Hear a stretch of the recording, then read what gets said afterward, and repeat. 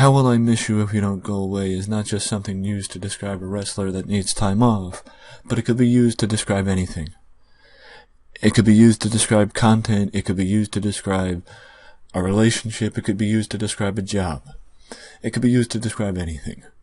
In this case, it's used to describe a YouTube series that I used to do called Monthly Discussion.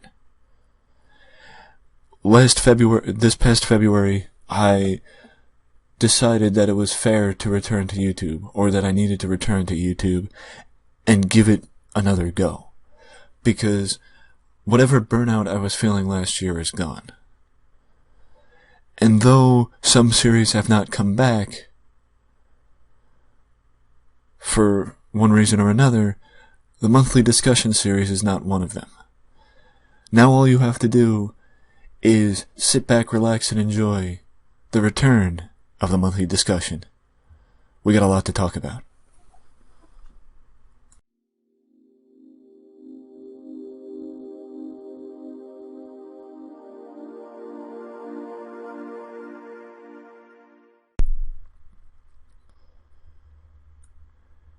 It's been a long time coming, but it's time for a discussion, and who else would I be discussing wrestling with other than Sam? Welcome back. Good to be back. Talk wrestling. Yeah, it's always fun to talk about wrestling. I mean, it's been a while. Yeah, a little bit. You know, but wrestling has not stopped. You know, even if the world might have, wrestling still hasn't. Never stops. No, never stops.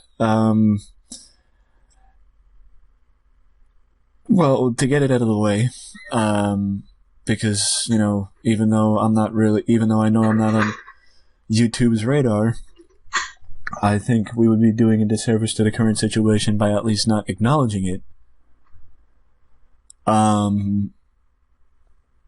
What is there to say that hasn't been said about the current situation that has been troubling society? I, for one, have not talked about it on the site. I have never acknowledged the current pandemic by name, not for any other reason other than the fact that I want my site to give people a break from the current situation and not be just another site talking about the current situation.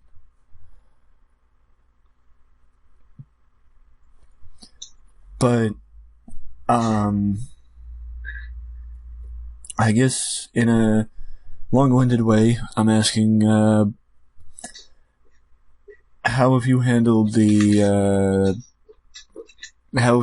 current situation going on? Well, it's been a little rough for me because I personally, I work at a school, so I'm obviously not currently working at the moment, so, it's been an adjustment to have to be back home constantly, but I've been trying to keep busy, and I actually, during this, I had lost a lot of personal things that have been going on in my life, so I kind of lost passion and interest in wrestling, and this kind of brought it back, so pretty good, I guess. There's an upside. Yeah, that is a good upside. I have, you know, I'm one of the fortunate because I work at a supermarket, so I've been working through all of it, and I've, you know, worked through the height of it. I work, you know, now that things are slowly heading towards recovery instead of another phase or whatever you want to call it. I have, you know, I don't like saying that I'm essential or that I'm on the front line or whatever the fuck, you know, pardon my French, but because I don't like comparing myself to the medical professionals that are, you know, exposing themselves to people with this disease on a daily basis, because the only people that I'm exposed to are the dumb people that inhabit our supermarkets, and that is saying that in the nicest way possible.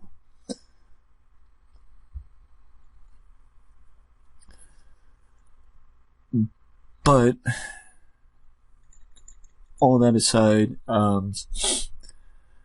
some wrestling companies have taken the route of shutting down completely due to the current situation.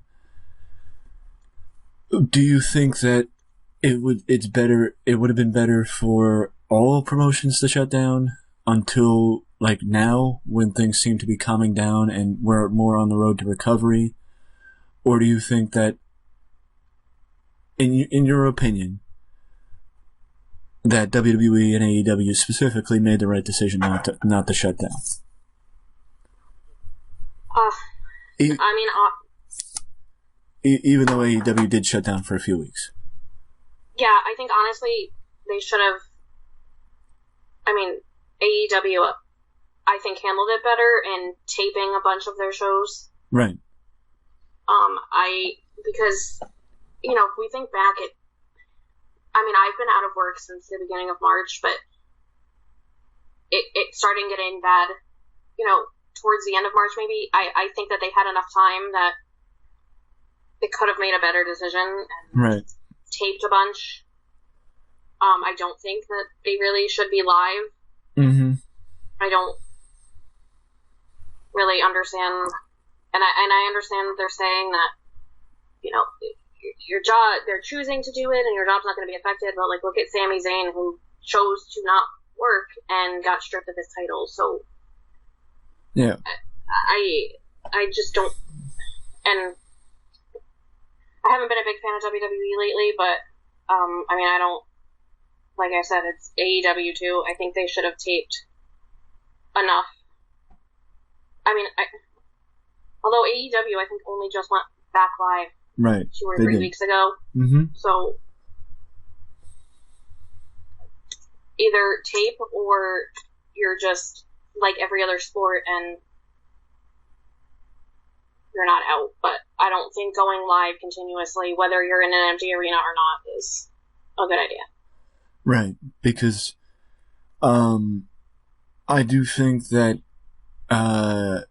once the conversation started of Florida reopening, and like, I think, if I remember correctly, I think it's that once Florida decided to reopen, or that they were ready to reopen, that's when AEW went back to record, you know, going back, that's when they went back to being live. I believe so, yes. Because previously they had taped about a month of television from the Khan family arena, whatever the arena is called, and QT Marshall's gym in Georgia. Go ahead. Oh, no, yeah. They had taped a significant amount. Yeah. I said from the start, and I actually did a video on the channel about WWE possibly going on break after WrestleMania, because there was talk of them possibly going on a break. As it turns out, one of the reasons why they may not have is because they have a limitation placed on them by the television companies. NBC, I think it's NBC Universal. I don't think it's Fox, but I think it's NBC, or it might be both of them, I'm not sure. But they have a limitation on how many shows or episodes of their programming that they can tape over the course of a year. And that's the reason why they didn't want to go and start taping in advance, even though I feel like NBC and Fox both would have understood why they're taping and not running live events. Exactly. I feel like that's just a Vince McMahon cop-out. Like, right. This is, you know, an unprecedented situation. Time. Yeah. And I think that things, you know, or, you know, McMahon is a billionaire. Take the chance. Right. You know, if you really cared about your workers. Right. On that situation, Impact has been taping in advance, and I know they taped in advance. They even canceled their Rebellion pay-per-view and used it as a television taping instead, and just did a live television special. They taped it in advance. I believe that show was taped in Tennessee. At this point, I think, if I remember correctly, Impact is set until the end of May or mid-June with programming, because they taped a few weeks when they were in Tennessee. Why they came to Tennessee instead of staying in Canada, I don't know. That is a good question. The only criticism I have of Impact is from one of their wrestlers, Sami Callihan, who said he won't compete until the pandemic is over, yet he comes back 3 weeks later and is competing against Ken Shamrock on the Rebellion special. Or competed against Ken Shamrock on the Rebellion special. My problem is, don't make a comment about it if you're going to go back on it within less than a month. But that's a minuscule thing, over it now, but you got companies like Ring of Honor and New Japan who have canceled countless events and are not running shows until where everybody is in the recovery period. And I have praised New Japan on more than one occasion on the website by how they're handling it. That they are, and every promotion in Japan is working with the government to make it where wrestling comes back at the right time, because New Japan will not run shows without people. And obviously New Japan's not like a small independent, but you got all these independent promotions in the U.S. not running. Right. So they're obviously, they're not taking the chance. I'm just not understanding why the bigger companies couldn't do the same thing. Well, these people are missing out on their paychecks. Right. Well, I don't remember if I made the point in the article, but I'm going to make the point now and ask you. Do you think, because New Japan, I believe, has a stake in Stardom, because Stardom's their sister promotion. But the fact that New Japan put their different, whatever differences they may have with other promotions, even though they had a stake in Noah and are pretty much the only reason why Pro Wrestling Noah is still in business, that they put their differences aside with whatever other promotions were there, and they all together, New Japan, All Japan, Noah, DDT, Stardom, Rise, whatever other promotions are out there, they all went to the government, sat down with the government, and tried to figure out the best way to bring wrestling back and make wrestling a part of society again. But New Japan's president said he's not going to put the wrestlers at risk. Do you think that it would have been possible where either Vince, or I would say Vince because WWE is by far the biggest promotion, where Vince should have taken it upon himself to get together with the rest of, representatives, like even if it was a state-by-state thing, and they, tried to make something like that happen with where, instead of focusing on WWE individually, he focused on wrestling as a whole. Oh, yeah. And they made the pitch to the government like New Japan and the Japanese promotions did in Japan. Yeah, but to me, at the end of the day, it just seems like it's business. Right. It's all business for them. Right.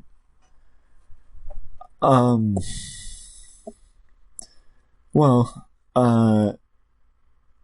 speaking of this, what is your opinion on the Roman Reigns situation? I give it up to him. He's, obviously like the top star in the company, and he made the decision, and he said it wasn't even about his health. He's got 3 kids, and his wife is pregnant with twins, and he doesn't want to, obviously expose his children, and I give him credit for that. I don't understand why WWE is trying to act like he doesn't exist. He's not Chris Benoit. He didn't do anything other than exercise the right that you gave all of your superstars the option to not wrestle if they're not comfortable, and he's not comfortable because he has a family, and it's just like petty, like I don't understand it. Well, we'll be getting to how poor the recent news cycle has been for the WWE since WrestleMania.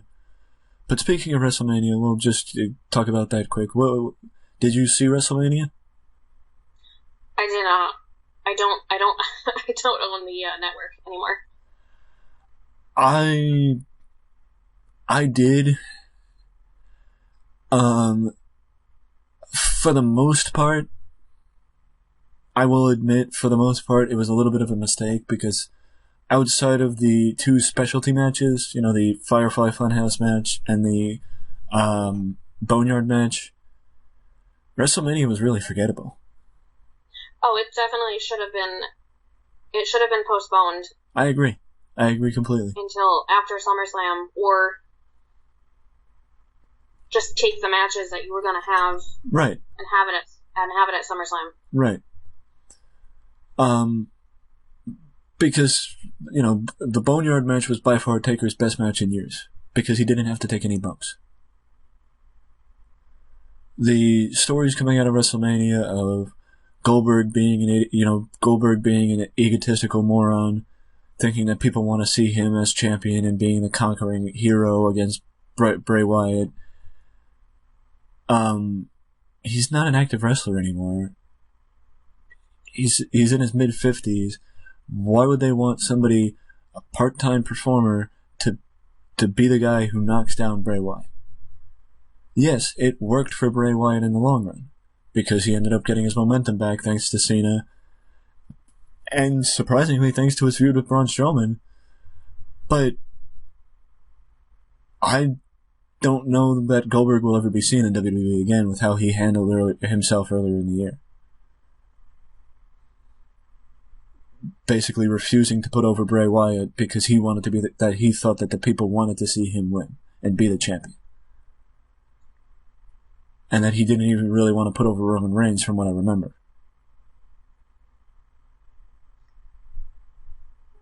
And that's why his match with Braun, went the way that it did.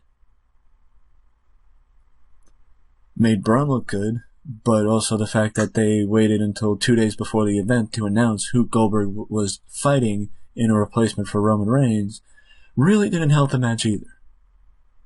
Because you didn't even give what in some cases was a dream match, Braun versus Goldberg, any chance to build.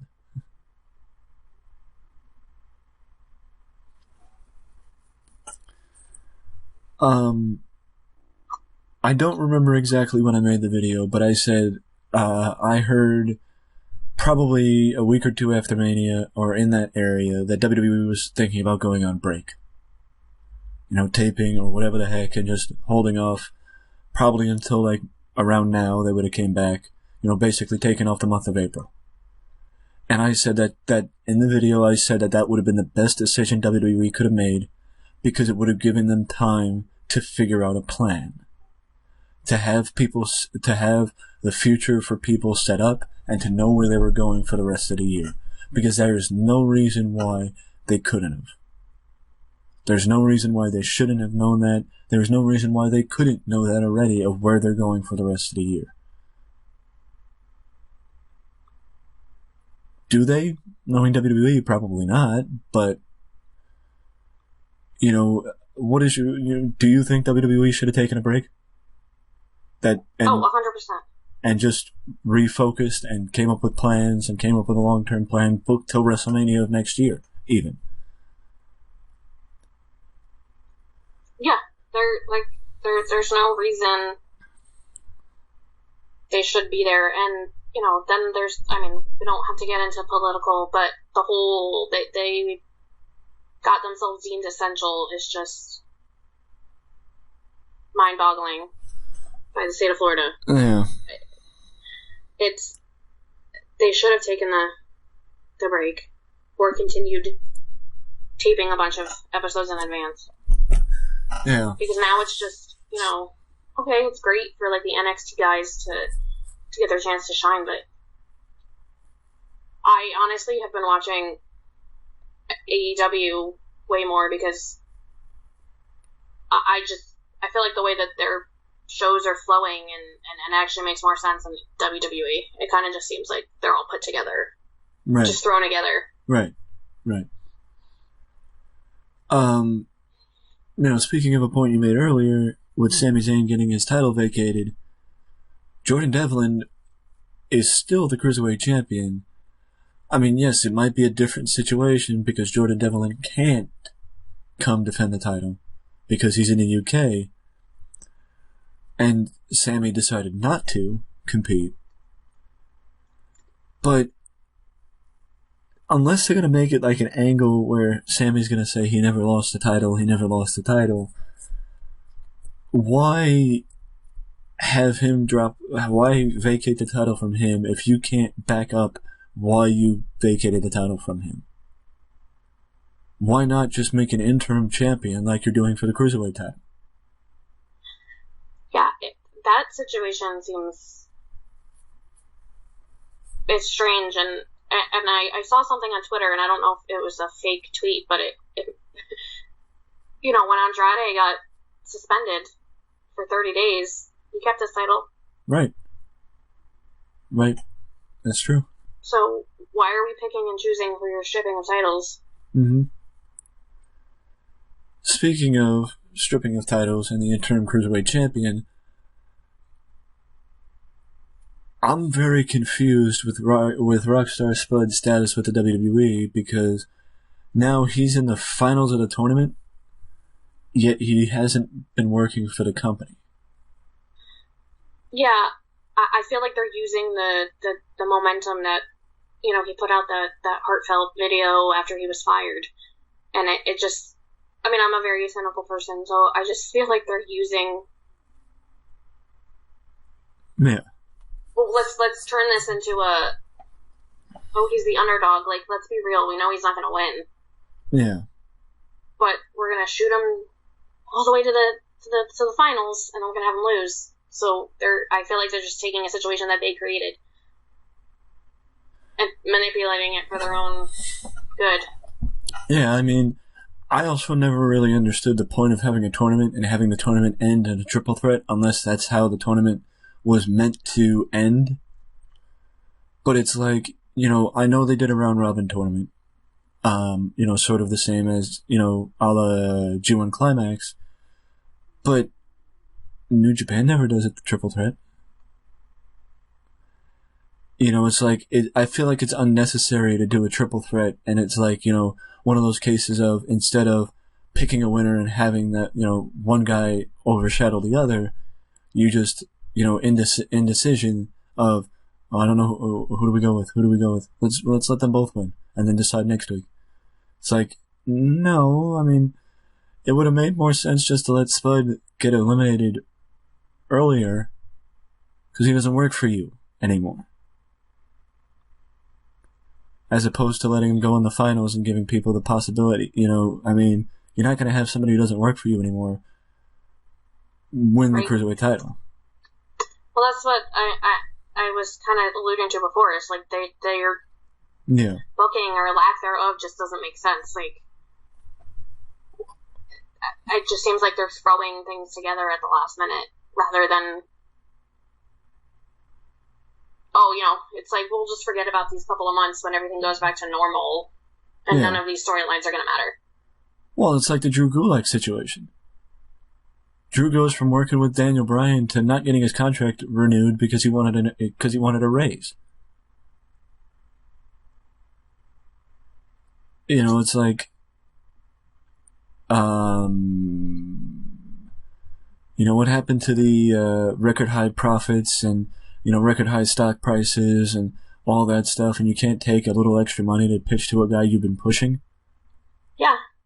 Oh, I know. They... most definitely have plenty of money, and especially when you can look and see the writing on the wall that everybody knows Daniel's been talking about retirement and talking about hanging it up as a full-time active wrestler when his contract expires. So the writing on the wall is Drew Gulak being the one who retired Daniel Bryan or gave Daniel his last match. You would have had a star if you did that. Especially if you held it off and made it where Gulak just couldn't put Daniel away, and finally, in the retirement match or Daniel's last match, he finally beats him. But it's like, you let him go because he wants a raise? That there's no way to compromise with him?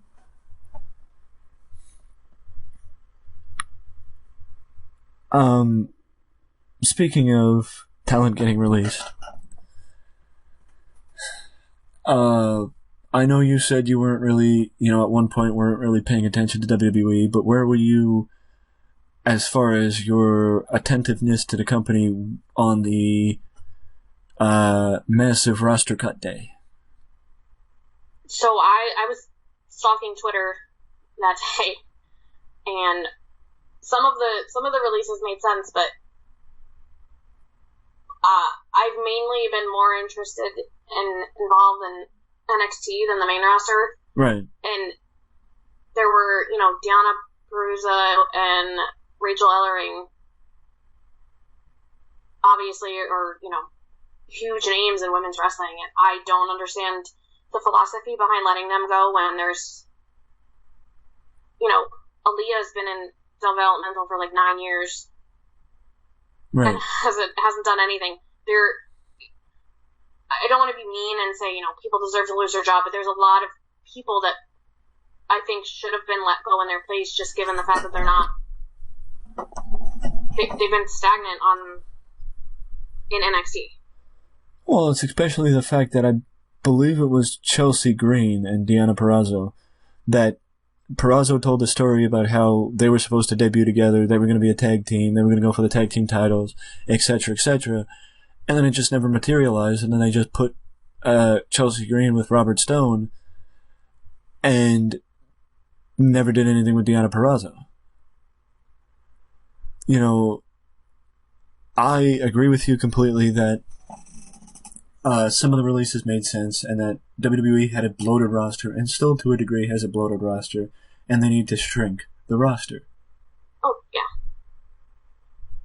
The fact that Zack Ryder, the fact that Kurt Hawkins, the fact that, Anderson and Gallows, Rusev, guys like that got released is puzzling to me, but at the same time, Ryder's been there 15 years. Is it sad? Yeah, but, I made a comment early on that said, I guess Heath Slater and Zack Ryder survived another, spring cleaning.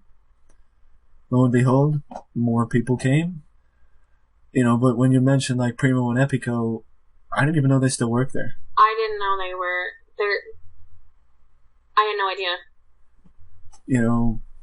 What I said was, I had no problem with a lot of the people WWE released. I still don't know if they're releasing the road agents because their contracts are still in furlough. I don't know where Kurt Angle stands because I don't know if he was a road agent or a backstage producer or whatever. I think he was a producer. No, he might have had like a legend contract. Yeah, I don't know where. Angle's the only one I don't know where they stand. But some of the guys had been there for so long. Like the fact that they released Gerald Briscoe later on. He wasn't a part of... I don't think he was a part of the big release day. I think it was a few weeks later. But the fact that they released Gerald Briscoe, who had been there for about 35 years, is crazy to me. Briscoe had been a part of the company since about 1984. Or 1985. That'd be like them releasing Pat Patterson. Yes, again, like some of these, like we said, a lot of the releases made sense, but I mean, even Gallows and Anderson, I feel like it was only a matter of time. Right. And I don't mean that about, I mean, they're probably going to go back to New Japan, or I'd like to see them in AEW. Right. Rusev was probably the biggest surprise. Well, but again, he's somebody that's he's gonna make a name for himself in New Japan or Ring of Honor or AEW. Right. I mean, I remember saying it when I wrote the article that even though this is a sad day, it's exciting to think about where these guys are going to end up. Yeah, the majority of them are going to find a new job. Probably be better off. Right.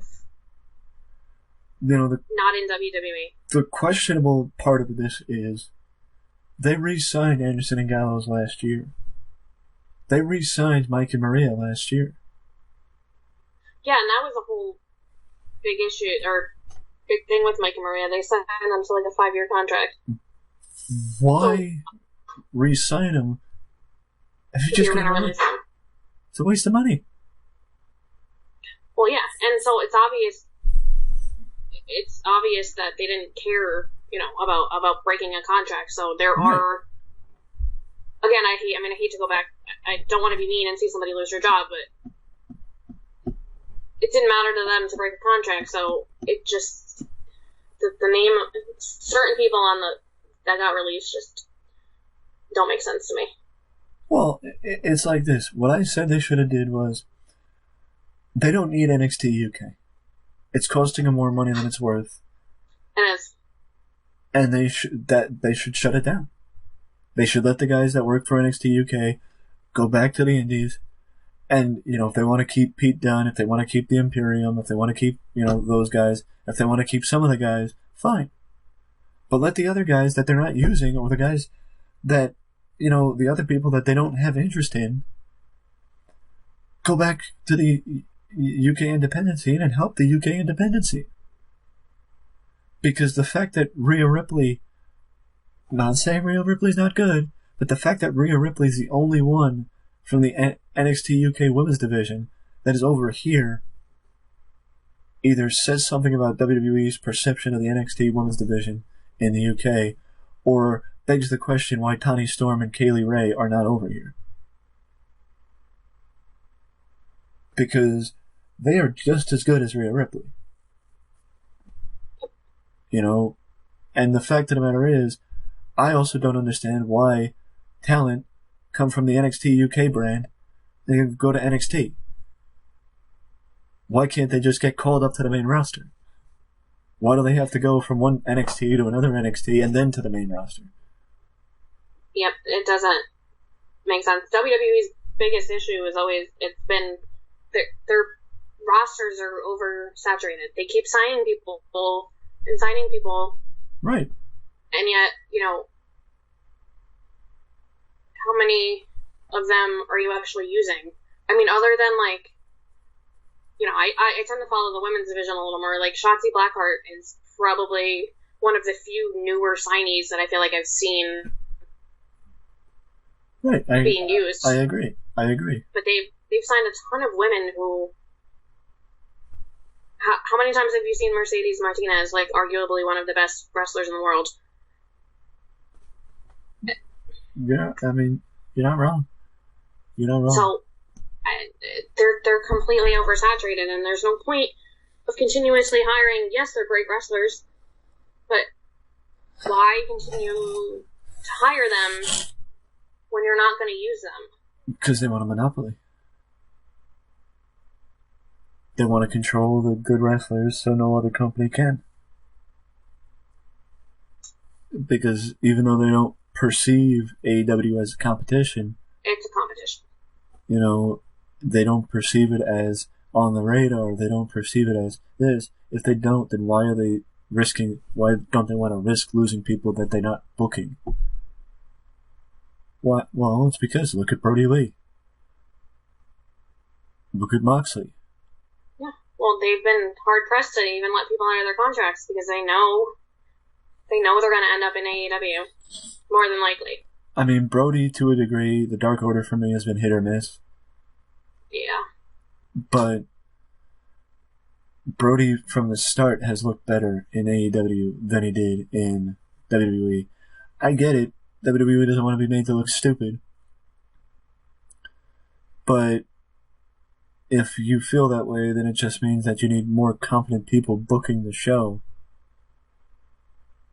And less competent and less micromanagement, maybe to a degree. Yeah. Sorry. No, go ahead. No, Cody Rhodes is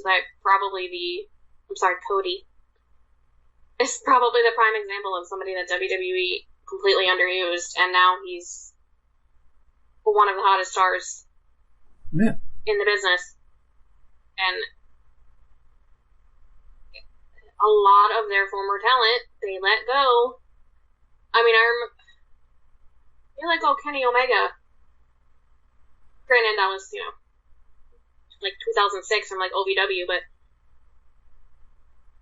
I mean, I will say that I think Kenny's booking in AEW has been worse, and he doesn't have the same aura about him that he had in New Japan. Yeah, it's a whole different. I feel like it's a whole different ballgame. I think Kenny New Japan versus AEW. I think Kenny is still one of the best, but he can't book himself. He doesn't have that, natural ability that you need to be able to be a good booker.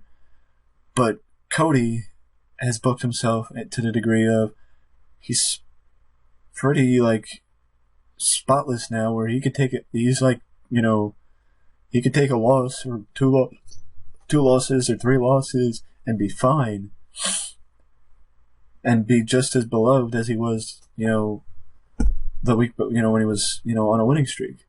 Yeah, well, I think that comes down to, Cody literally grew up with the business, and right. Look at his father is Dusty Rhodes, so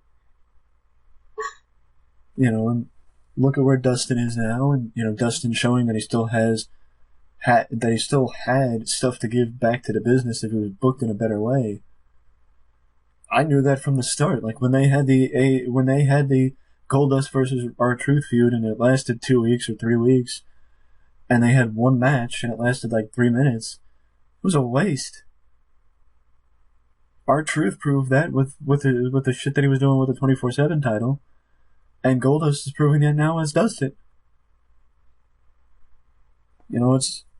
It's a sight seeing Dustin do the Canadian Destroyer, but he's just showing that he still had stuff left in the tank to give, and WWE wasn't letting him do it. Yeah, literally at, what is he, 47, and had a literal match of the year with Cody? Yeah. Mm-hmm. Or even Chris Jericho is, God, I think he's almost 50, and can work right like it's his first day. Right. I completely agree. I mean, the amount of work that Jericho did, the amount of potential that Jack Perry was able to show off in his match with Jericho last year, and then prove in his match with MJF, and I'm sure he's going to prove it again this Saturday when they fight at Double or Nothing. It's Jack Perry. Before AEW, I had no idea who Jack Perry was, but since he's one of the few people that I've become a fan of from AEW. Oh, same. Jack Perry to a degree, Sammy Guevara, and to a point, Darby Allin. But I think Darby needs to undergo a little bit more character development. Because I think in that case, Jack Perry, MJF, some of the other young stars are a step ahead of Darby in the character development department. Yeah. But,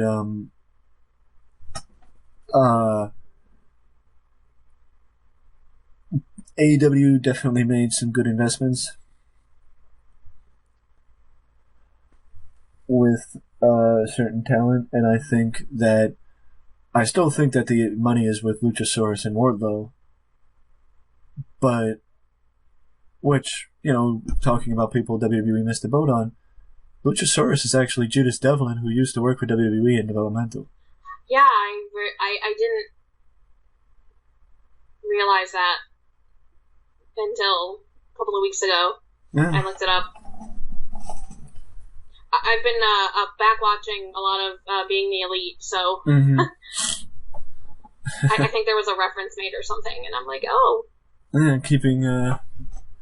gotta keep watching. Keep yourself busy somehow. That's look, BTE's getting me through this quarantine. I mean, the one thing that I was watching before the quarantine that I really haven't been that I never really got back into was the NWA. It's just the fact that, admittedly, maybe Cornette shouldn't have made the comment that he made last year, that got him fired. Have you been watching the NWA, or have you seen any of the NWA? No, I sometimes catch some of the news about it, but I haven't watched it. Well, let's see if I can quote Cornette and see what he said. Oh, Jim Cornette, don't even get me started on him. He said, Trevor Murdoch's tough. Trevor Murdoch can handle. Should be taken seriously. Trevor Murdoch can handle himself. He's the only guy I know that could strap a bucket of fried chicken to his back and ride a motor scooter across Ethiopia. Sounds like a Jim Cornette quote. I would say, to a degree, it's comparable to the style of announcing common with Jerry Lawler. Maybe not as over the top, but Jerry Lawler is also questionable, or what's the term these young folks use? Problematic. It's not. I would say that Jerry, in my opinion, Jerry Lawler. It's not. I have no problem with Lawler's commentary. It's that I just don't think he should be a commentator anymore. Yeah, he's definitely far past his... I don't think he needs to be. I think they made the right decision taking him off commentary. Could it be that maybe Lawler should be the one in Gorilla telling them what to say? Because I feel like he would do better teaching someone how to be a color commentator, because there's no disputing the fact that somebody that's been in the business since the night, and been a booker in one of the most successful territories in the wrestling business at one point or another, that he doesn't have knowledge worth passing on. I completely agree with that, but the fact is, I think that number one, that they didn't give Vic Joseph enough time as Raw's commentator. I think they could have pieced it together a little better. I think Tom Phillips should have been. Basically, I think it should have been Tom Phillips, Vic Joseph, and Dio as the commentary team, and Lawler should not have come back. Not saying I have a problem with Lawler's commentary. It's just the fact that I think it was unneeded to have him come back. Because also, in my opinion, if you were going to go with anything, just go with a two-man announce team then. If you didn't want Vic Joseph on Raw, then keep him on NXT UK, keep him wherever the hell he is. Or, just put him in the Kevin Kelly role where he commentates here and there, and, and is the backstage interviewer. Because Tom Phillips with Dio Maddin and Michael Cole and Corey Graves on SmackDown, you could go back to the two-man announce team. You're allowed to. Or you also have a 3-hour episode of Raw when WCW had a 2-hour show, they would change the announce team in the last hour. They would have Larry Zbyszko, Mike Tenay, and Tony Schiavone for the first half, and either when it was 3 hours, Bobby Heenan would come out for the third hour and commentate the last hour, or even when it was 2 hours, I think Bobby would come out for the second hour. For two reasons. One, it made the show have a different sound. And two, it made the show seem different. It made it so you knew it was the next hour. It was a different part of the show. If you had a 3-man announce team for the last hour and a 2-man announce team for the first two, it would give the show a different sound. It would make the show sound different. Because that was the problem with Corey being on both brands. The show sounded the same because you had the same commentator. But also, having Michael Cole on Raw for 12 years,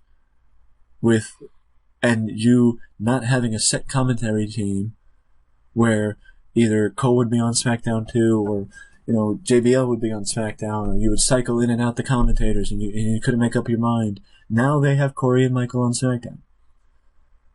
But now it's, Tom Phillips, Byron Saxton, and Samoa Joe on Raw? Or something to that effect? I think so. I don't understand. I mean, Samoa Joe is a pretty decent commentator, I will admit. A lot better than I expected him to be. And if his injury-prone nature is not going to subside, I think that's where his future lies, unfortunately. Because he has been extremely injury-prone, and not just since he came up to the main roster. In the last, year, he's been extremely injury-prone. But I will also say that from the start, when they made the announcing changes, I did not understand what was going to happen with Tom Phillips. And why somebody who was the lead announcer on SmackDown would not have a job or would not be somehow factored in this, and then with the change. That you move the guy who was on 205 Live to the show that was the A show? How does Tom Phillips not move to SmackDown? I mean, from SmackDown to Raw, and Cole not move from Raw to SmackDown? It doesn't make any sense. I didn't understand those. Whatsoever. I mean, I even said that I thought that if you're going to have Vic Joseph move to Raw, put Nigel on Raw because he's used to working with Nigel on the UK shows. He's used to working with Nigel on 205 Live when Nigel was on 205 Live for a time. But you're gonna have Vic Joseph, an inexperienced announcer, commentate with Dio Madden, another inexperienced announcer, and Jerry Lawler, who hadn't been commentating and also had a history of not watching the shows he wasn't on, because there was always a thing backstage where Jerry Lawler never watched SmackDown. So when they did the brand split, Lawler would not know who half the guys were because he never watched SmackDown.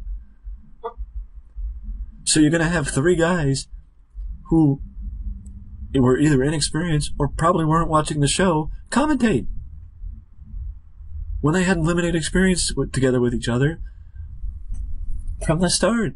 It's I don't understand how they thought that was a good idea. I can't even get in their minds to show you. I'll even say AEW's commentary team is confusing. Don't get me wrong, the commentary with having a wrestler on commentary with Tony Schiavone, especially that wrestler being Chris Jericho. Again, Chris Jericho's surprisingly good at commentary. But it's some weeks it's Tony Schiavone, Jim Ross, and Excalibur. Some weeks Tony Schiavone's not there. Some weeks, Taz, for a few weeks Taz was in there. It's I mean, I know you want a color commentator there, and you don't want two announcers. But I think Ross and Schiavone would be better by themselves than with Excalibur.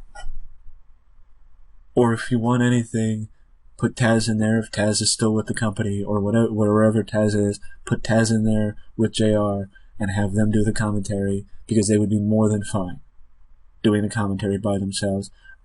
If you can't tell, I'm just not really a fan of three-man announce teams. No, and that's totally understandable. It's just too many people at ringside.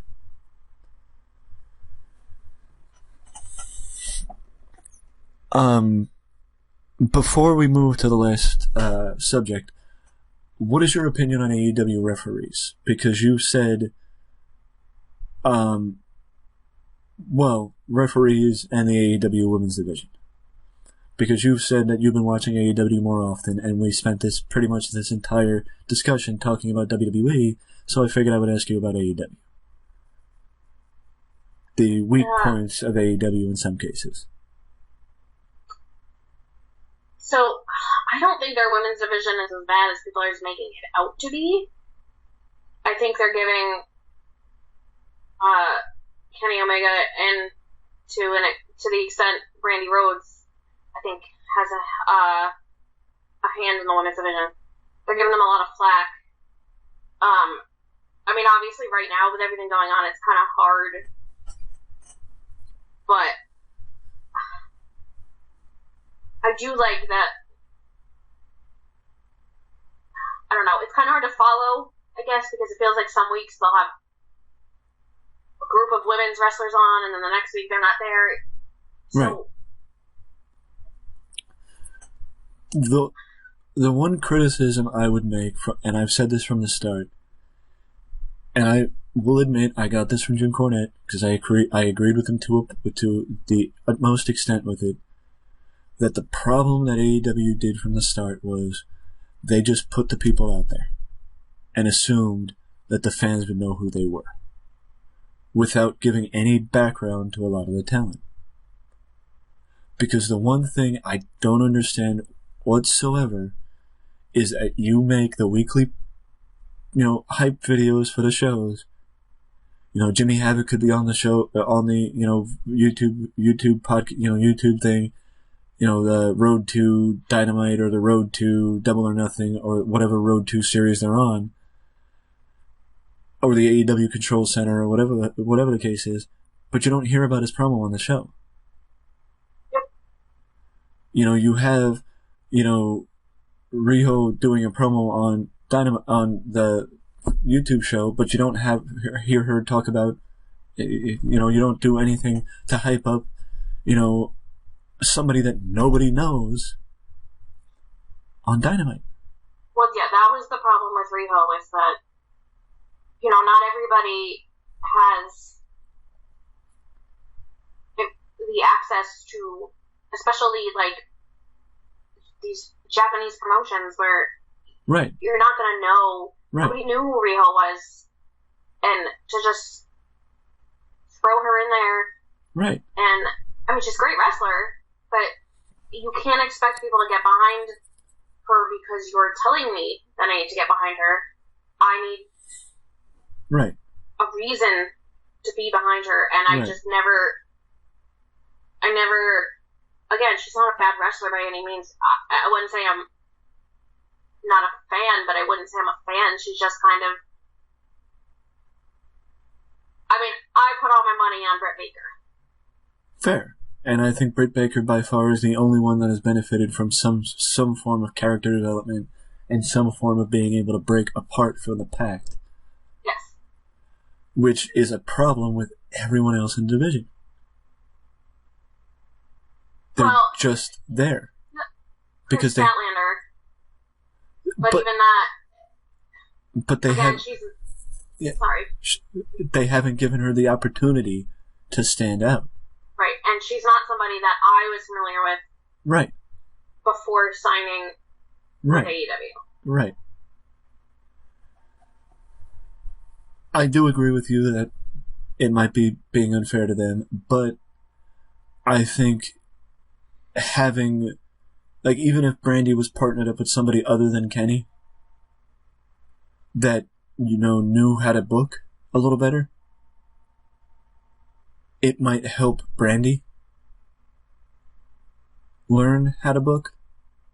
Because having two inexperienced people booking a division is not good for a division that is full of new talent.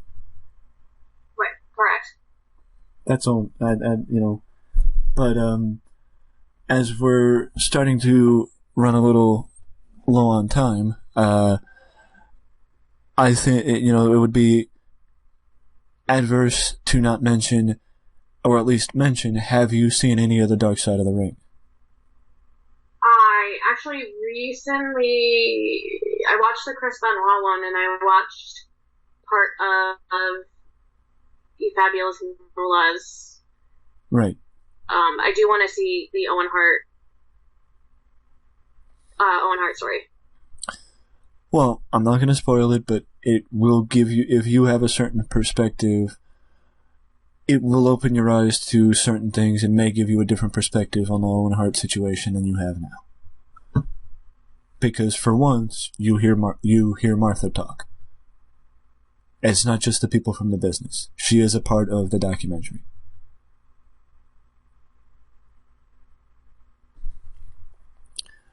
I will say, in my opinion, that some of the Dark Side of the Ring,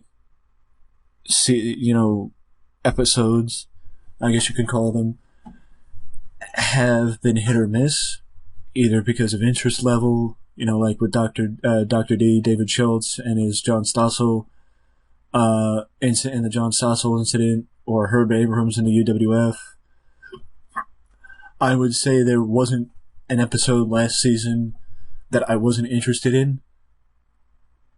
You know, whether it be Brody, whether it be Gino Hernandez, whether it be the Montreal, whether it be Randy, Randy Savage, etc., etc. But this season, there were some that I wasn't interested in. Like, I watched bits and pieces of the Brawl for All one, and all it made me realize is how much I hate Vince Russo. Because Vince Russo didn't even bat an eye about the fact that he basically, yes, he might have shown remorse in the end, but for the most part, he was coming off as an asshole during that entire documentary. Just saying that he was happy that Bradshaw got knocked out, that Bradshaw ended up with a concussion from getting knocked out during a legit boxing match, because he just wanted Bradshaw's ego to take a hit. So he put talent at risk. He cost the company $5 million because of the money they put towards Dr. Death, Steve Williams, and he didn't even care. Because he proved the point that Bradshaw wasn't the toughest guy in the WWF.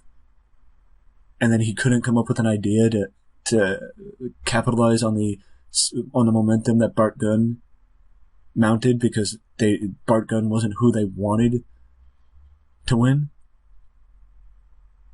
If you wanted somebody to win the Brawl for All, why let it be a shoot?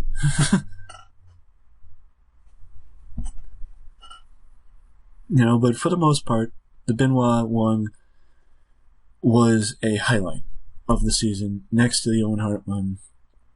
I understand why Kevin Sullivan wasn't a part of it. I did listen to Kevin's sit-down interview with Jim Cornette about the situation. It doesn't change my opinion on the Dark Side of the Ring's documentary about it, because it gave the perspective of the people that you never heard a perspective from. And it would be hard to not be happy that David and his aunt reconnected thanks to Jericho through the documentary.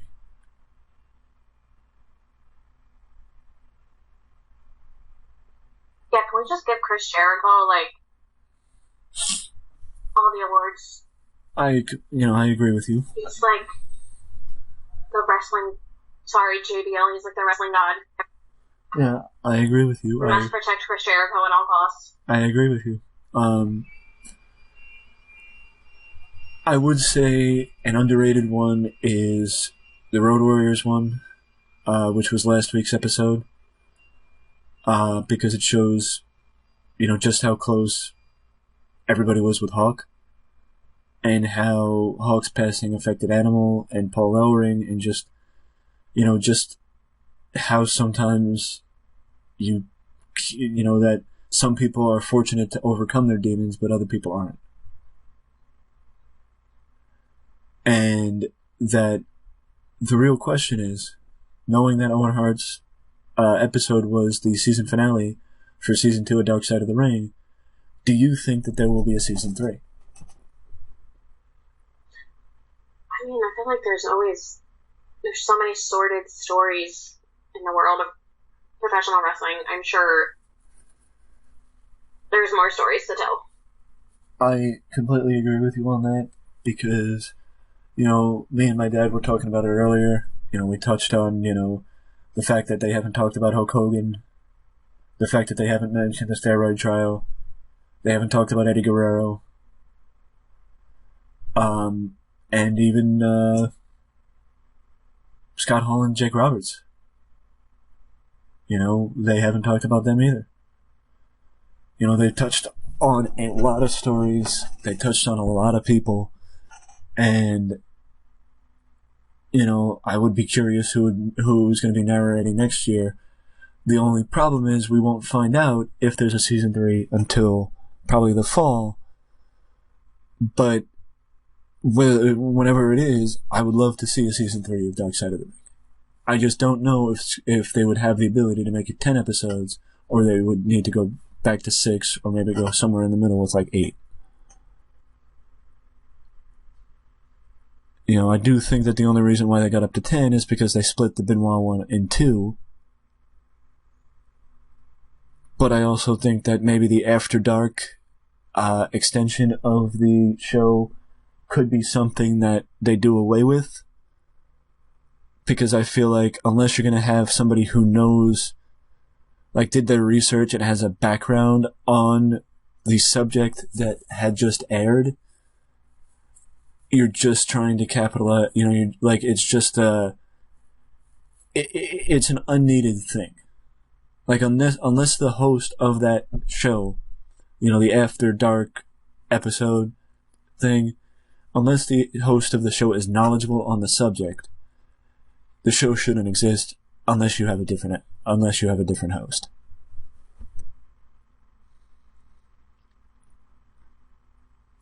Because I watched the Benoit one, and in my opinion, it seemed more like the host was reading off a piece of paper, or was reading from his memory, as opposed to it being stuff that he actually knew off the top of his head.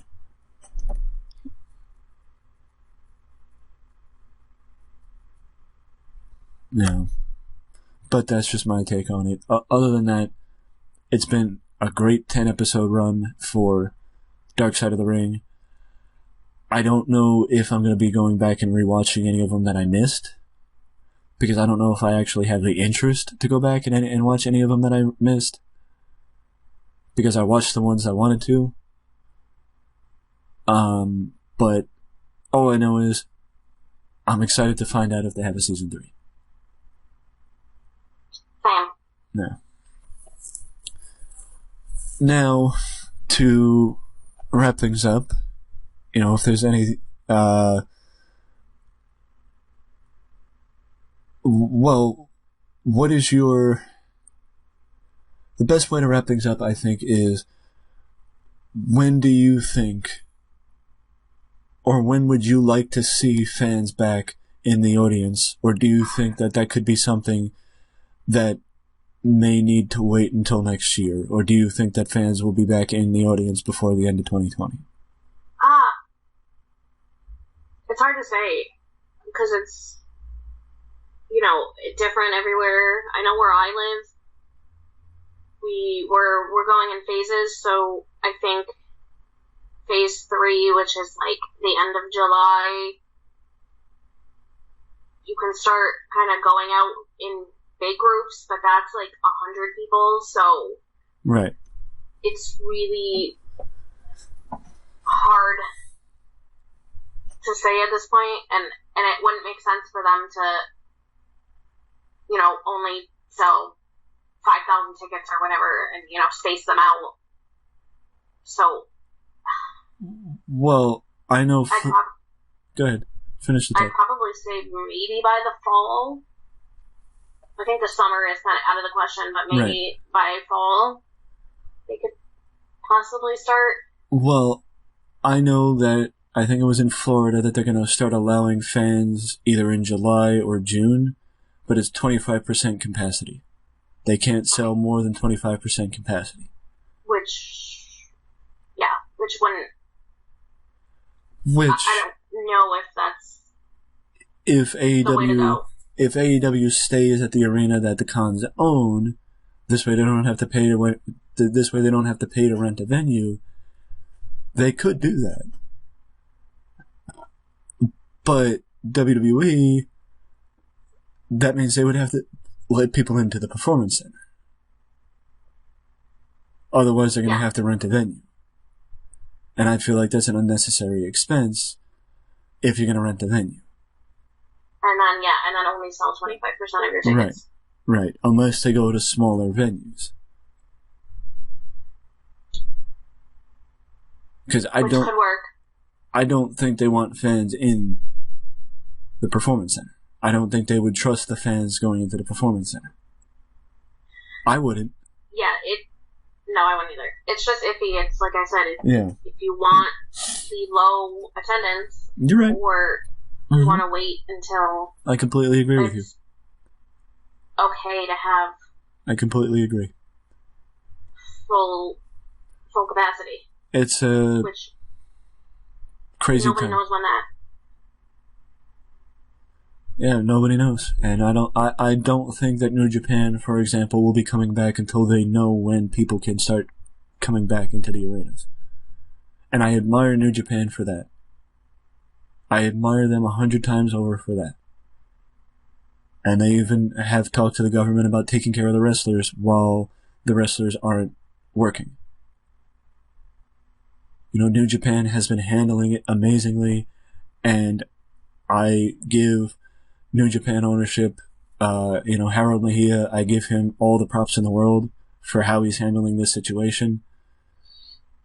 Sinclair, I can't say, I don't have a crossword to say about him because they just shut down Ring of Honor, and they're going to come back when the time is right. But, because Sinclair's not in the news, because, New Japan is a wrestling company. Sinclair owns Ring of Honor, and they're not a wrestling company, they're a television company. So it's a little different. But either way, I have nothing but props and praise to say about Harold Mejia and New Japan. But with that being said, it's time to close the book on another discussion and wrap things up. So I thank you for sitting and chatting for the, about and catching up about the wrestling, about what's been going on in wrestling over the last, 6 months to 6 to 8 months that we haven't been talking. And I hope you enjoyed just as much as I did. I love talking about wrestling. With that being said, let us know down in the comment section below your opinion on anything we spoke about. If you don't want to leave a comment, feel free to leave a like. Subscribe to the channel for more content just like this. Well, not like this because it's only a monthly thing, but maybe next time I'll actually have a good outro. Until then, thank you again to Sam for joining me, and we'll see you next time.